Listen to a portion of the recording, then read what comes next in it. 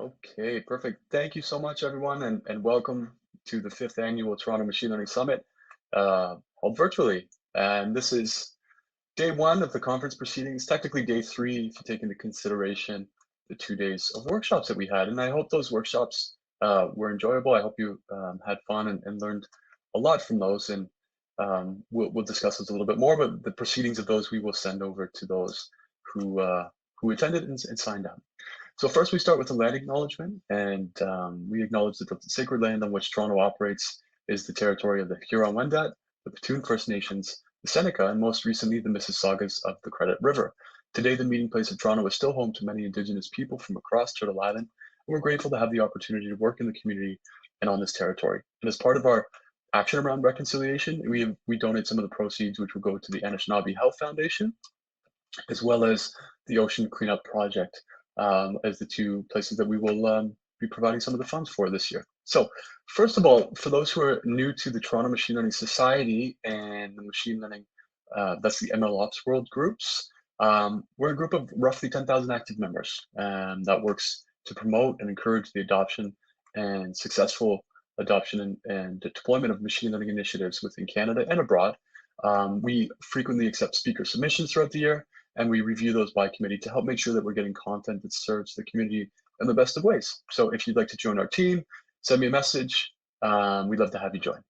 The workshops, as I mentioned yesterday, were recorded with the exception of just a couple in which we couldn't get company permissions. So the talks today as well will be recorded. We usually do a little bit of light editing and send those out, but then also in the tab on the left, your left side of the screen, you'll see some of the ones that you've missed, so you could go back and watch those throughout the day. How's it work? So throughout the next, I guess, 48 hours, we'll be running talks. You can join when you can, and you'll probably see people come in and out throughout the day. But we're going to be roughly, with the exception of a couple of breaks, going live throughout these 2 days. Tonight, we have, for those who are local to the Toronto area or can make it in, we have a networking, which is a casual meet. We have a drink provided, and there'll be some food that you can get, and that'll be a nice little opportunity for us to meet in person. And I'm excited for that because it's been over a year and a half at this point.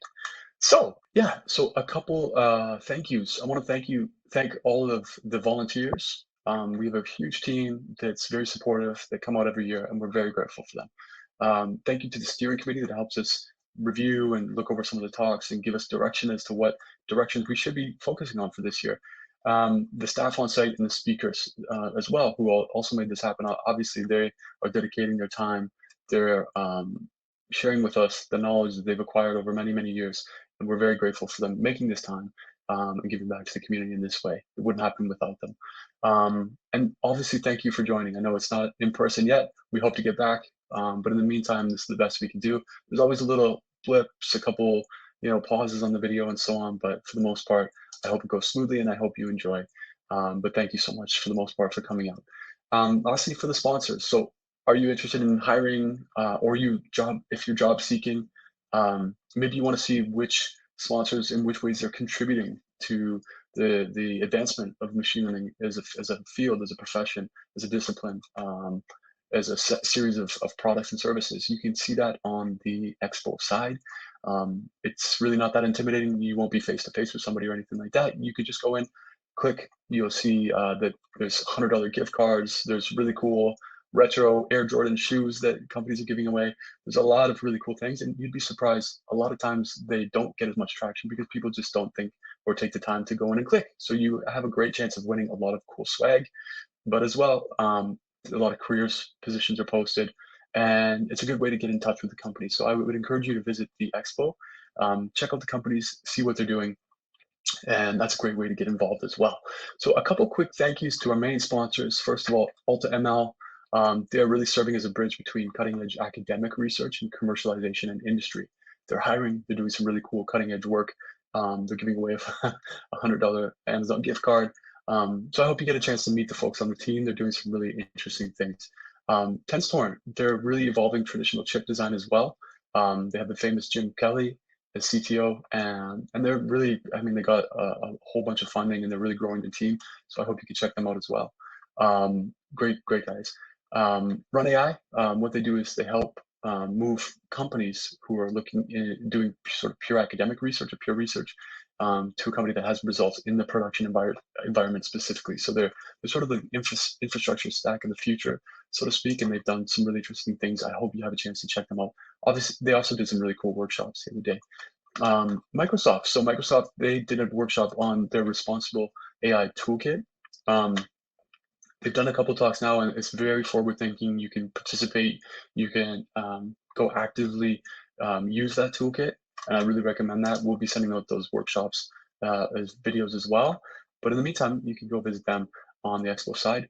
The Vector Institute, that's an organization that's been very, I guess, really important to us, actually. It's been very inspiring, and a lot of the work that we do is around trying to support them as a fundamental pillar in our community. They branch research and business applications. They work with academia. They have some of the top researchers around the world, and they're actively looking to utilize a lot of that work into both local and international applications. So very cool stuff. They also have a lot of workshops, a lot of like a summer school program and so on. So you can check that out. Loblaws Digital, they've been a huge supporter over the years. A lot of amazing data, a lot of a really highly skilled team, and they're always willing to give. And you'll see a lot of the talks that they use, a lot of the talks that they'll give over the 2 days. I think one today, one tomorrow. But they're always a go-to when it comes to, hey, can you share with us some cutting-edge, forward-thinking applications of machine learning and models in production environment, actively in production environments? They always have a really, really cool story to share. So no shortage of really cool applications from Loblaws, a really exciting team. And lastly, Sensible, the customer data platform for building financial services. They've been a huge supporter of our community, and we're really grateful for their support for this event. So thank you all. You're going to find me back here in a couple hours, but why don't we get started? I'm going to start by introducing the first speaker that we have today for our first keynote of the event. And let me introduce you at this point to Frank. So Frank Hutter is a full professor for machine learning at the Computer Science Department of the University of Freiburg in Germany, as well as a Chief Expert AutoML at the Bosch Center for Artificial Intelligence. Frank holds a PhD from the University of British Columbia and a diploma from TU Darmstadt. He received the 2010 CAIAC Doctoral Dissertation Award for the best thesis in AI in Canada. And with his co-authors, several, by the way, best paper awards and prizes in international competitions on machine learning, SAT solving, and AI planning. He received the 2016 ERC Starting Grant, a 2018 Google Faculty Research Award, and a 2020 ERC PoC Award. And he's a Fellow of ELLIS or ELLIS. Frank is best known for his research on automating machine learning, that's AutoML, including neural architecture, search, and efficient hyperparameter optimization. He co-authored the ICML workshop series on AutoML every year since its inception. In 2014, he's co-authored the prominent AutoML tools, Auto-WEKA, Auto-sklearn and Auto-PyTorch, won the first AutoML challenges with his team, and co-authored the first book on AutoML, and gave a NeurIPS 2018 tutorial on AutoML with over 3,000 attendees. So all of that to say, Frank is considered the probably the world's leading expert on AutoML. He's it's just an honor to have him here, and I'm very, very excited to bring him in. So as we bring Frank in, I will thank you again for joining, and let's give it 1 second here, and Frank will join us for the keynote of the day. Thank you, Frank. All right. Thank you very much. Excellent. And yes, thank you very much for inviting me here. It's my pleasure to speak in front of you. Couple of housekeeping items. So I actually have the slides available here at automl.org/talks. And throughout the talk, all the references I have are actually hyperlinks, so you can directly download the slides and follow along, click on papers that interest you in order to get more details.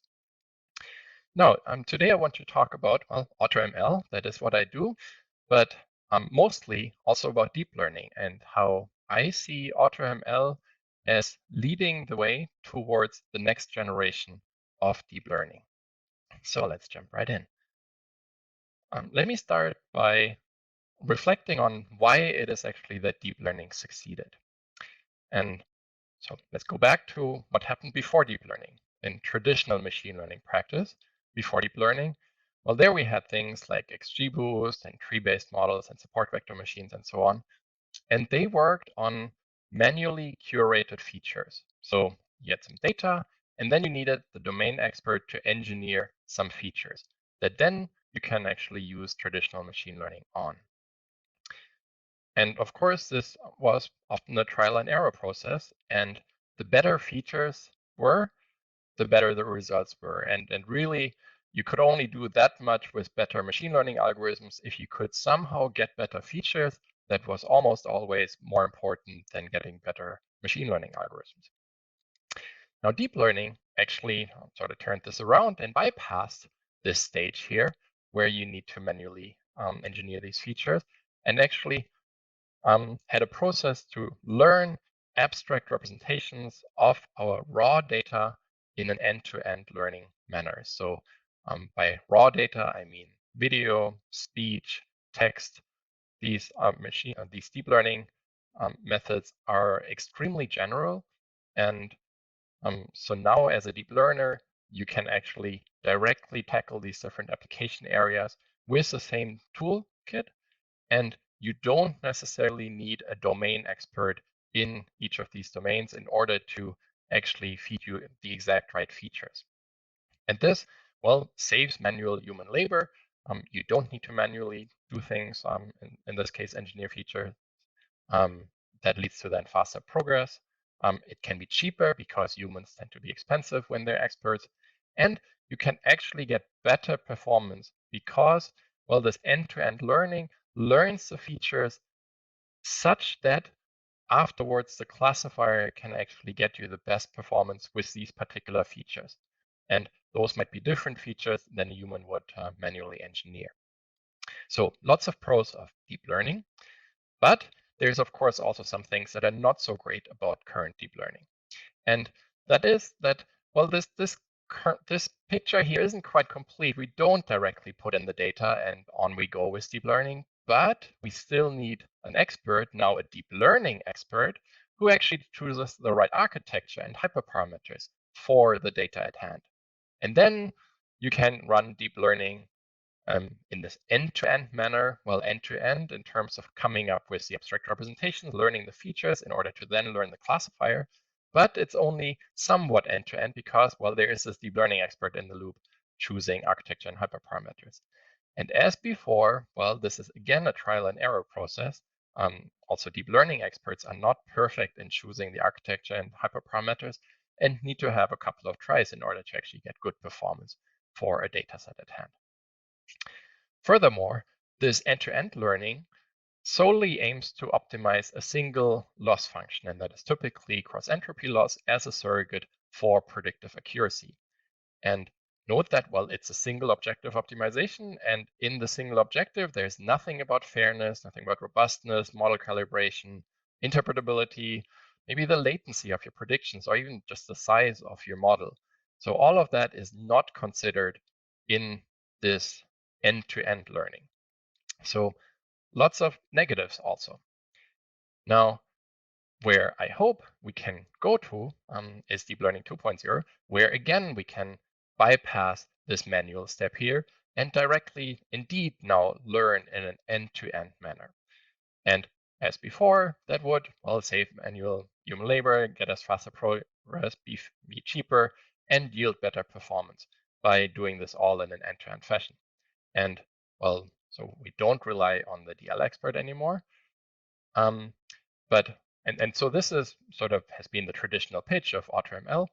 A new part to the story is that also I think we should really look at these user objectives. So things like fairness, robustness, calibration. In different applications, you care about different objectives. You might care about predictive accuracy, of course, otherwise you might not want to do machine learning at all, but you also care about fairness, or in other cases, maybe interpretability or latency of your model, etc. And the user should just be allowed to specify these objectives, and then the data and the objectives are fed together into the Deep Learning 2.0 system. And that Deep Learning 2.0 system would then be therefore more user-centric, the user actually feels like they can express their objectives properly and be able to actually build trust in deep learning. And well, all of these different criteria could be user objectives that can then also be optimized for. Now, so we have this deep learning 2.0 vision here. How could we actually get there? So I think, well, one way, a very prominent way to get there is to actually just use everything that we have right now from deep learning 1.0 and, well, replace a deep learning expert who actually chooses architectures and hyperparameters and maybe some multi-objective component for actually optimizing different user objectives by an AutoML system. And an AutoML system here would basically do learning and optimization on a meta level. So not on the level of the parameters of the network, but on the level of the hyperparameters, architectures, weight initializers, optimizers, etc., etc. And there we can learn from our prior experience. We can do anything that the deep learning expert can do. We can build on the data by actually running some architectures and hyperparameters and in a data-driven manner, change what we are trying. But we can also have a much closer interaction, just maybe do one SGD step and then change our optimizer learning rates and so on. So this doesn't have to be a black box interface here to this deep learning 1.0, and therefore can actually also be very efficient. Now, I'm a professor. I'm going to talk about a bunch of research and papers and so on. But before that, let me give you one slide on deep learning 2.0 from a business perspective. So I see deep learning 2.0 as deep learning for everyone, deep learning for the masses.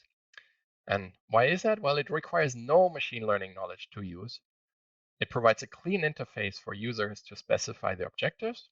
And, well, there is no need for this expensive deep learning expert in the inner loop of every single application. And, well, the analogy here would be, for example, well, deep learning is growing up. And, well, you don't need to be a mechanic in order to drive a car. And so you shouldn't need to be a deep learning expert in order to use deep learning. And because well, deep learning 2.0 is kind of for everyone, I do believe that deep learning 2.0 will be even much more pervasive than the standard deep learning we know so far. Also, I believe that deep learning 2.0 is really destined to succeed because, well, it boosts the productivity for both domain experts and even for deep learning experts. And therefore, it's sort of some amount of automation of all of these processes are bound to happen. The main requirement for some of the current tool sets is compute, but this hasn't really held back deep learning 1.0. There's massive models being optimized, and this actually has led to a big industry in hardware accelerators and so on. There's forecasts that deep learning will have a market of something like $30 trillion in the next 20 years, and deep learning 2.0 is destined to increase that and to unlock additional trillions in that market. I believe that strong tools will be key in order to divide the shares of that market. And we've seen that in deep learning 1.0 with TensorFlow and PyTorch, which have been incredibly successful in building the communities around these. And so I do think that this is really the time for decisive investments into this technology. All right, so much for my part on the business perspective, knowing that I'm not a business person, but a professor, but that would be my projection. All right, then moving more to the technical part. So I think there's 3 pillars of deep learning 2.0. One is the joint optimization of the deep learning pipeline. So deep learning itself optimized all the weights of the network such that the classifier in the end would actually work well. And here we would now want to optimize the architecture such that the inner deep learning works well. Or we'd like to optimize jointly all the hyperparameters such that the inner deep learning works well. Or we'd even like to optimize both of them jointly, architectures and hyperparameters, such that the inner deep learning works well. Efficiency is also key. And while I just said on the last slide, compute is getting cheaper and more available and so on. Of course, we also need to consider climate change, and there, well, we can invest into green resources and make sure that actually the energy we have comes from renewable energy and so on. But also in terms of the methods for deep learning 2.0, we need to invest a lot of time into coming up with more efficient methods for doing this meta learning optimization and learning. The third one is these user objectives, so optimizing for not only accuracy, but latency, model calibration, robustness, etc. There is work in these different areas, but I think we do need more, and in particular, we need more work on multi-objective AutoML that takes into account, that comes up with different trade-offs of accuracy and these secondary user objectives. All right, and so this will also guide me through the talk. This outline these three pillars. First, I will talk about neural architecture search, which is actually sort of the first approximation of deep learning 2.0 that we already have, and that will use all the different pillars. So we are jointly optimizing the architecture such that the inner deep learning works well. There's lots of work on efficiency, and there's also work on multiple user objectives such as latency and so on in neural architectures. So I'll run through a couple of examples there, and then I'll go through the individual pillars, speed up techniques, joint optimization, and optimizing different user objectives, in particular here, model calibration and robustness to data shift. All right, let's jump right in with neural architecture search. So the problem of neural architecture search is to find a neural architecture, let's call it A, such that deep learning works best with it for given data. And works best for given data is measured by the validation error of this architecture when you train the weights for that architecture. And I'm going to call these W star of A. So this is the formal problem definition. We're trying to minimize this validation loss of architecture A with its optimized parameters. And the optimized parameters, that means, well, we actually optimize training loss with something like SGD for this particular architecture. We're going to call this here the outer level problem, the architectural problem. And this inner level is optimizing the weights of the neural network. So you can write this as a bi-level optimization problem like this. This problem was famously tackled by reinforcement learning by Sof and Lee in 2017. That paper partly got famous because it used an insane amount of compute. So they evaluated 12,800 architectures by just running this inner problem to completion, running SGD all the way. And then in this outer problem, they evaluated 12,800 different architectures. And this all took 800 GPUs for 2 weeks, which was estimated to take about $60,000 US on common cloud computing.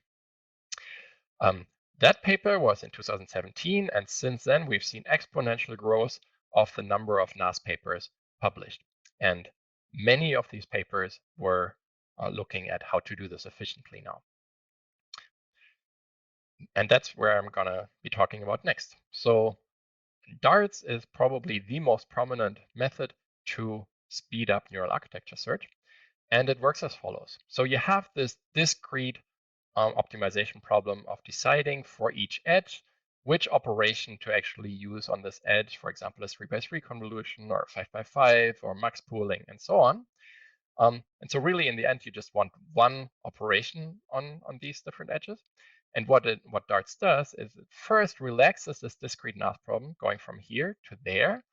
And having, for example, if you have a choice of 3 different operators, you use all the different operators, so the red, the green, and the blue one here, for example, 3x3, 5x5 conv, and a max pooling, and you have the weight matrices for each of these different operators. Then you apply all of them, and then you sum over these different operators. You sum, the resulting tensors that you get from feeding these tensors through these operations.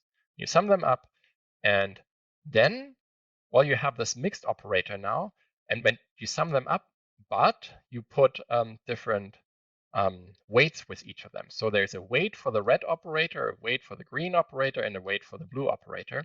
And these weights these alphas are continuous. And what you then do is actually solve a bilevel optimization problem, very much like the one we just saw, but where the alphas are now continuous. And you solve that in order to go from here to there, where some of the weights are now much stronger and some are much weaker and are almost zero. And this problem can actually be solved by an iterative SGD, where you just do one gradient step in the inner loop of your weights of your neural network, and then one gradient step on the alphas of your outer problem.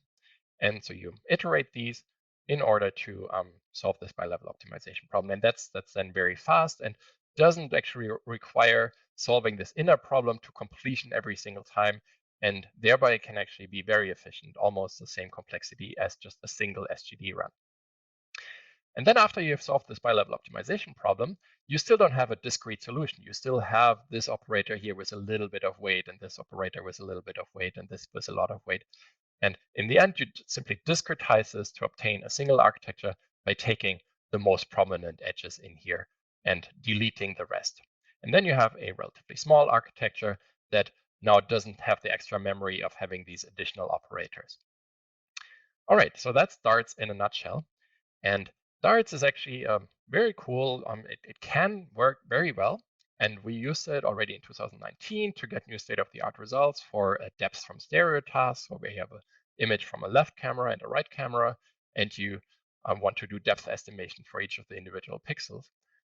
This here was a solution with a previous manual solution, and manual solution here by the lab of Thomas Brox here in Freiburg, who had state-of-the-art for this before, who had several PhD students working on this problem for years. And they got this, and then after, when we actually applied darts with them together, we actually got much better performance and a reduced error by 10%. And the runtime was only 2 to 3 times overhead over training a single network. So this goes to show that this can actually lead to better performance than even the deep learning experts who hold state-of-the-art in particular problems. So having said that darts can work extremely well, it can also fail extremely badly. And so we showed that in a paper last year at ICLear, that darts often fails horribly, returning architectures like this one, where just every connection is just a skip connect. And this, it consistently did that over 12 different NAS benchmarks for different search spaces on 3 different data sets. And the question is, why does this happen? And we looked into it. It is not the bilevel optimization. That actually was fine. So here we have the one-shot validation error over time. That goes down nicely over the search, even though there's no theoretical guarantees for that, but that was not the problem. The problem was that it actually runs into a relatively sharp local minima in the architectural space of the alphas. So here we look at the dominant eigenvalue in the architectural space, and we see that going up over time. And as that goes up over time, when you then actually end darts and you do this discretization step, then that is a relatively large step in architectural space. And if you're in a sharp local optimum, then a relatively large step in there gets you very bad performance. And that is why we see, when we look at test error, we see this clear overfitting. In the beginning, it's actually fine, and then it gets worse over time as darts runs into sharper local optima. This can be fixed by, well, using the standard techniques to get to wider local minima, namely regularization. So you can use early stopping based on some estimate of the curvature, or you can also regularize your inner problem, or you can use scheduled drop path. A lot of different regularizers work. And this then gets you much better performance than without this regularization. There's lots of follow-up works on this that is really nice, including outstanding paper award at ICLear this year. This is a really rich area of making these gradient-based NAS approaches more robust and reliable. They have the benefit that they are already very fast. We just need to make them more robust. All right, so that was the efficiency of NAS. Let me get to the multi-objective nature of NAS. So there is this field of hardware-aware neural architecture search. And there's various different competing objectives in neural architecture search. Of course, accuracy, but then number of parameters if you want to save your model, for example, on mobile devices. there's a multiply add operations, and very importantly, there's test time latency. So if you have a neural architecture on a sensor in some car that's autonomously driving around, you don't want it to take 10 milliseconds to classify a new picture, but maybe just 1 millisecond so that it can react very quickly. And different architectures give you different trade-offs. So here we, for example, see the NASNet that came out of reinforcement learning for neural architecture search, the Soffen Lee paper, is actually very bad in latency compared to something like MobileNet. It is actually slightly better in terms of the number of parameters. And well, here's also, and we did some multi-objective optimization for that in a method called Lemonade that was published at ICLAID 2019 that would actually then look at all these different objectives and can be better in all of them. From a business perspective, this hardware-aware neural architecture search is currently actually really the most important part of neural architecture search, because there is a big difference across different hardware devices. And it's, of course, infeasible to manually optimize for every single hardware out there. If there's thousands of different pieces of hardware, nobody in their right mind would try to manually optimize for each of these different hardwares. But there are large possible gains by doing this hardware-aware optimization. And so that's why you want to do this automatically. And this is a key interest of many different labs, such as Google and Microsoft and Samsung and Bosch. And there's probably many I'm not listing here. Apple must be looking into this a lot. All right, so that was my first overview of neural architecture search as sort of the first approximation of deep learning 2.0, but it doesn't fully solve the problem. And I now want to talk about, well, each of the individual pillars a bit more. And yeah, I'm going to start with the speed up techniques. So there we're going to have two different types. The first one is multi-fidelity meta-learning. The key idea here is to use cheap approximations of this inner problem, because when that is cheap, then you have more function evaluations available in the same budget for the outer problem.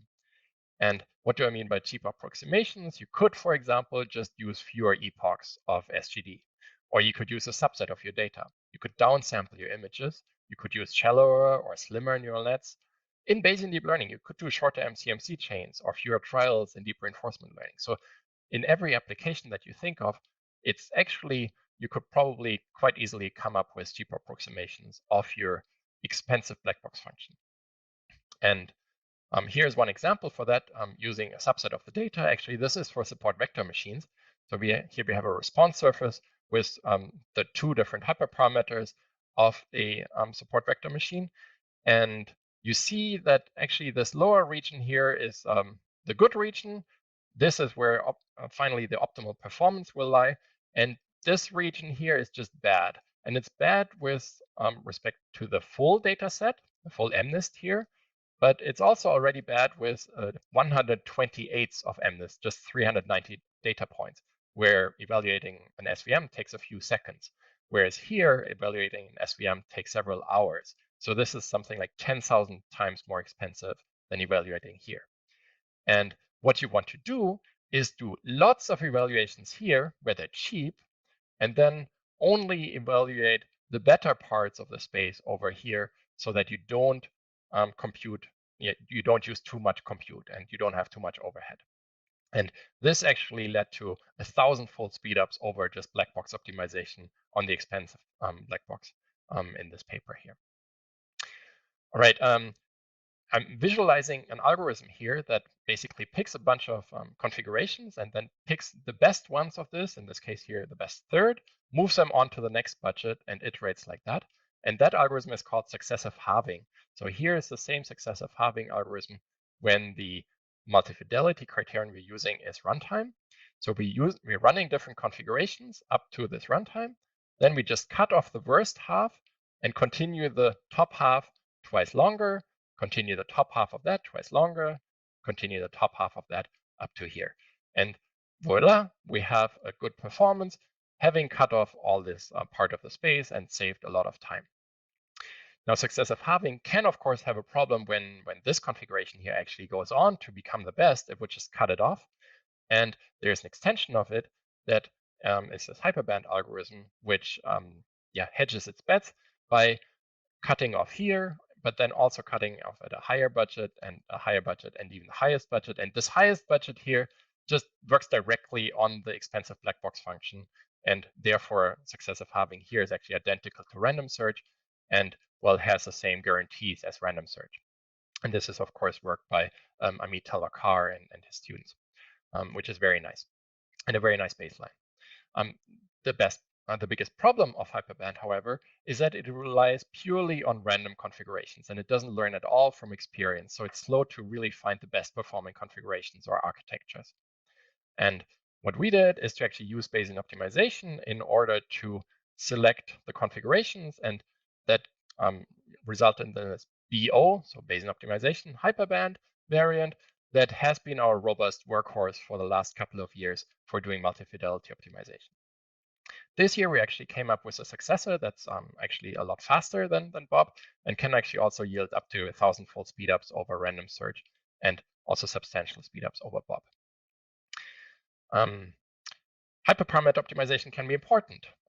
Using Bob, we actually tackled the same problem that we saw before. So first we did NAS with starts, got a reduction of 10% in the error. And then afterwards, we actually re-optimized the hyperparameters, and that gave us another 10% on top of that. So really, there's this interaction of neural architectures and hyperparameters, and we can exploit that by optimizing both of these.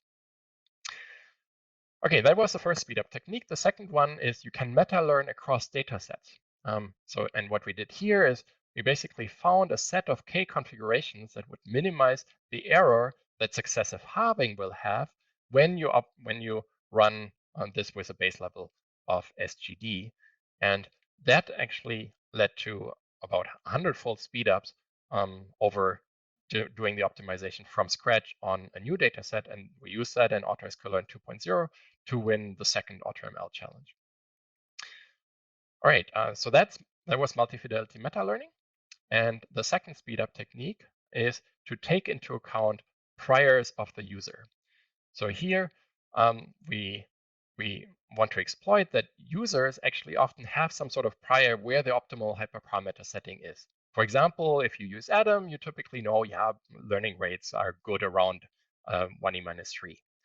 And that is a prior you can't directly put into Bayesian optimization, because Bayesian optimization wants a prior of the form P of f given x rather than P of x being a good hyperparameter setting.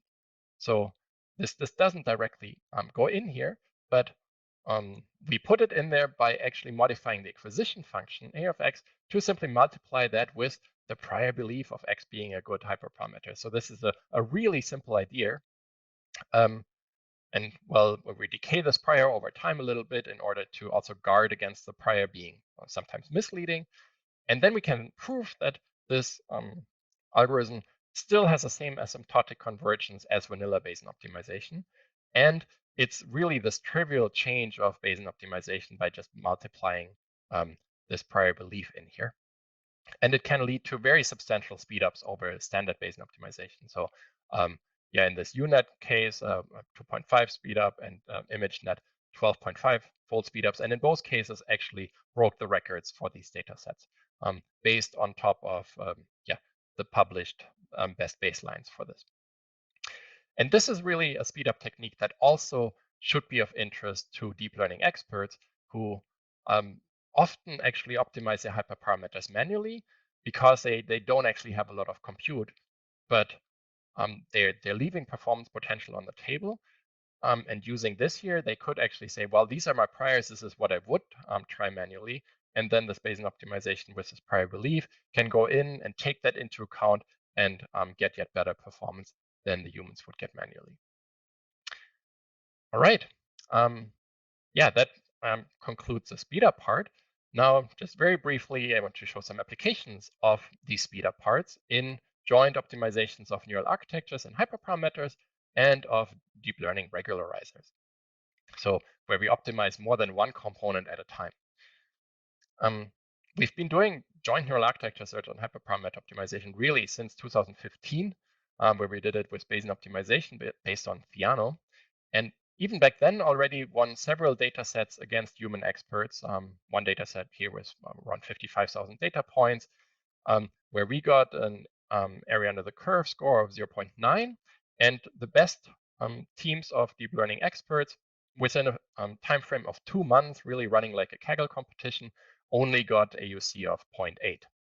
And so to the best of my knowledge, this is the first automated deep learning system that actually ever won a machine learning competition dataset against human experts. And we've been upgrading this, of course, over time. Nowadays, we use PyTorch. Nowadays, we have efficiency by doing this multi-fidelity optimization and by doing meta-learning across datasets.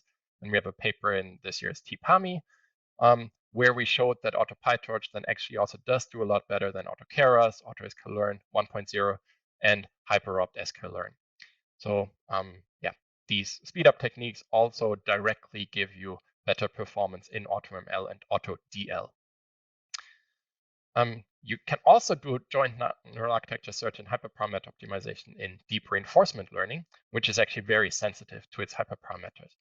And we did this in 2 cases. In one, we actually did NAS and HPO and also optimized the MDP formulation of the problem, such that our in a deep learning, in a deep reinforcement learning in this case, which used PPO, actually yielded good performance. And this gave us clear new state-of-the-art performance, in particular 1,700 times faster in this particular problem of RNA design.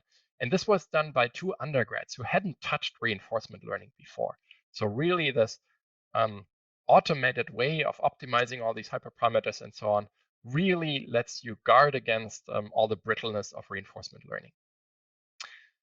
We've also done this in off-policy RL by combining evolutionary search and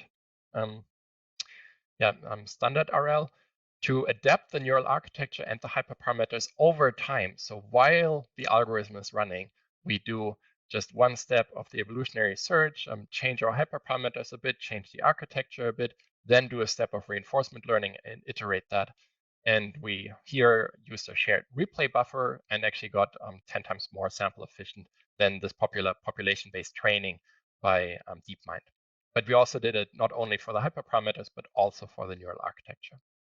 So again, very jointly optimizing all the components in the deep learning pipeline. All right, and the second one is optimizing different deep learning regularizers. So here we jointly optimized 13 different regularizers and their internal hyperparameters, again, such that the inner deep learning loop then yields good results. And we did this on tabular data, where, well, as you probably know, traditional machine learning methods such as XGBoost are really known to outperform deep learning. So this can be seen as the last castle that isn't occupied by deep learning, where deep learning hasn't really delivered as well as for speech recognition and computer vision and NLP and so on. But in this case here, Deep Learning 2.0 actually allowed us to get new state-of-the-art performance for tabular data. And for the first time to actually hands down outperform XGBoost across 31 different data sets. And that was even though we used a very simple architecture, MLP. And our baselines here were XGBoost, but then we also compared to other deep learning frameworks that were like a particular architecture for tabular data and a deep learning like version of decision trees.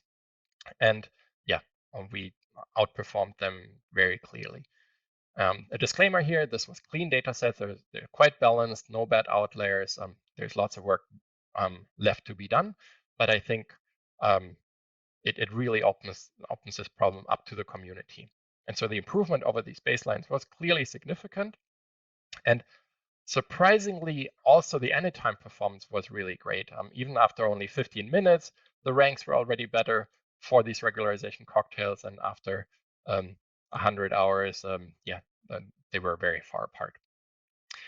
So let me just emphasize that this is really a breakthrough result that we get by this qualitative change of optimizing our regularization hyperparameters jointly.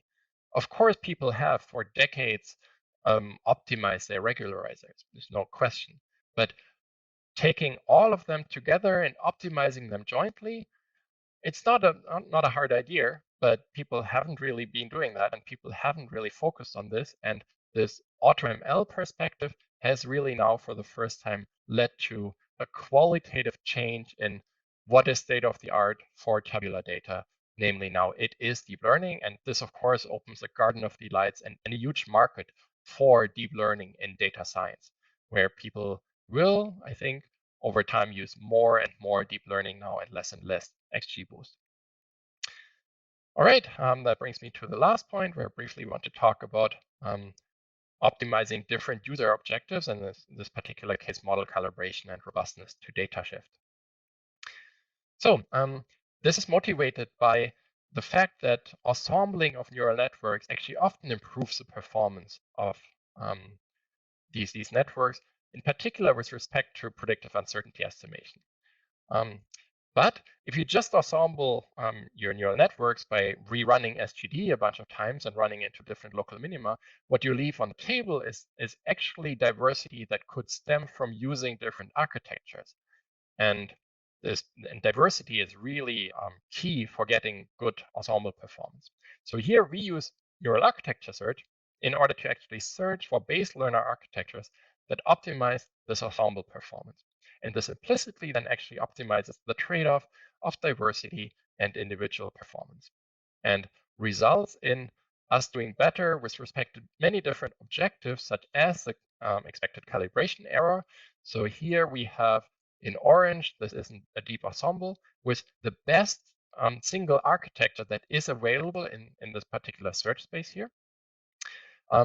That has a larger expected calibration error than our neural ensemble search. So there we had the best architecture and then 3 different ensembles with different parameter settings of that architecture. And here we have 3 different architectures with that were also optimized with the same pipeline.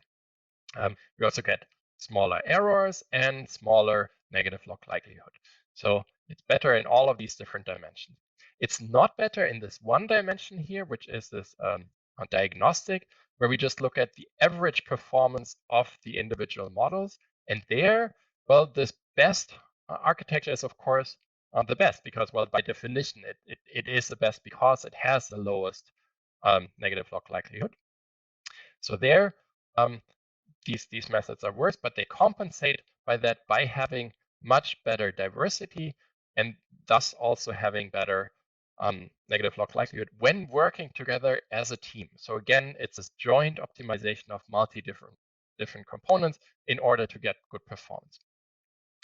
A quick visualization of the fact that different architectures yield different very diverse predictions. So here we have 5 different architectures making predictions, and this is a t-SNE plot. And the predictions of the 5 different architectures are clearly clustered in this space. And on the right here, we have the predictions of the best architecture and the predictions of architectures found by neural ensemble search. And we can also use this in order to optimize for robustness under data shift.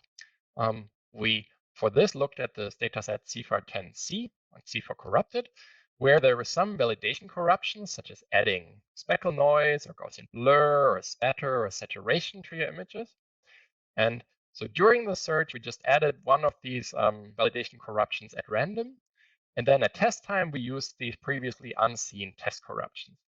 And the result was that we were much more robust to corruptions than deep ensembles. So here, green and red are our results. These 3 here are with deep ensembles, and in particular, the best deep ensembles. They were, well, we were a little bit better for clean data, but then much better for this corrupted data, actually. And so found neural ensembles that were really nice and robust to this data shift. All right, with that, let me wrap up. So I talked about how Deep Learning 2.0 is auto-optimized deep learning for the objectives that the user specifies that we just take into account and optimize for those. It's really a paradigm-changing direction because in Deep Learning 2.0, you could do deep learning projects actually without a deep learning expert in the inner loop. There's some breakthrough results. Deep Learning 2.0 is now also state-of-the-art on tabular data. And it doesn't actually have to be expensive. There's many different speed-up methods. So with that, I'd like to invite you to get involved. We're running the first AutoML conference next year, and all our code is open source. I'd love you to collaborate, send pull requests, file issues, etc. So with that, thank you very much. And I'm happy to take some questions now. Thank you so much, Frank. That's fabulous and very interesting. We do have a couple questions here in the chat. If you could see those there, if you want me to read those out. Just from the top, or? Yeah, if you click on the stage toggle on the right. Where do they start?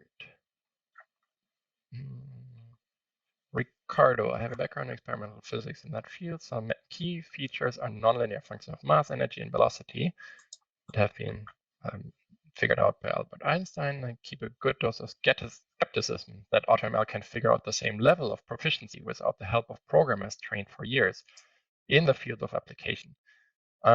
Yeah, I'm definitely not saying here that we should replace the domain experts who know about features. This was a part where we went from machine learning to deep learning that got rid of the domain experts. And I'm trying to get back to get the domain experts back in the loop and actually specify these user objectives. And of course, they could also put their features into this data here, right? There's nothing holding them back for specifying good features that they think are relevant for the data. And then, well, what I don't think that the domain expert needs to know about is how do you actually really need to set the stupid learning rate and this batch size and these 13 different regularization methods. I think that we want to move past, and we want to have the domain expert really be able to focus on the stuff they're good at, and that is, yeah, specifying what is the right data and what are my user objectives. So yeah, I actually very much agree. Thank you. Yeah, when we say tabular data, we contrast it against image, NLP, etc. Yes, exactly. So tabular data, just for example, yeah, data from a bank. You have, yeah, it's not raw data. It's already, you have manually curated features already, and the features don't need to be learned by representation learning. Next question is time series formulated in tabular feature space still considered tabular under that context? Good question, but I would say yes. I would say these methods here don't directly apply, but they could be made to apply quite directly by actually, yeah, putting some recurrent, like allowing the AutoML tool to, yeah, have some recurrency or some transformers in there. Then they should also be directly applicable to time series. But that is one of the extensions that I think, well, I mentioned this result that deep learning now works really well there. Opening up a garden of delights, I think, well, a garden of delights also in the way of writing hundreds of follow-up papers. Now deep learning also works best for time series on tabular data, etc. All right, next question. Is it possible with neural architecture search or neural ensemble search to ascribe model performance improvements to individual architectural components? Very good question. It's very helpful. I didn't talk about this at all, but I think it is a very important part of AutoML that we should also be able to tell the users why did this work well. And well, we have a lot of different papers on hyperparameter importance analyses and so on, where we show which are the important hyperparameters, which should be the right ranges for these hyperparameters. You could apply these directly to architectural components. And there's also some really nice work by Robin Rue on NASBOL, that's a neural architecture search with the Weisfeller-Lehmann algorithm, where they do a lot of different visualizations and transfer learning and also ascribe performance to different architectural components with a learned model. Great. Next question by Salim. Thank you. For Deep Learning 2.0, are there any emerging tools that are gathering momentum? Well, there is a lot of company tools. There's, of course, yeah, what is very well known is AutoML, Google Cloud AutoML. Personally, I haven't really seen that perform great. There's Auto-sklearn, which personally I have actually seen to do really great on tabular data, however, only. They're not really targeting other data so far yet. There is, of course, Auto-sklearn and Auto-PyTorch by my group that are gathering momentum. So for tabular data, I would definitely recommend those. But I do think it will, definitely take a lot of invest and new companies to pop up to really come up with decisive tools that rule the market in the future. All right, that covers the questions. Thank you very much for those. David, maybe over to you. Yeah, no, thank you so much, Frank. I really there's a appreciate question, any GitHub for us to try? Yes, github.com/automl. There's all our tools there. /AutoML, perfect. And Frank, can folks follow you on LinkedIn, Twitter? I have Twitter here. Perfect. Thank you so much. I really appreciate it, Frank. You're doing fantastic work. Tip my hat off to you, and it's been very inspiring. I wish you all the best, and thank you so much for being so generous with your time. Thank you very much, and great questions. Pleasure to be here. Thanks.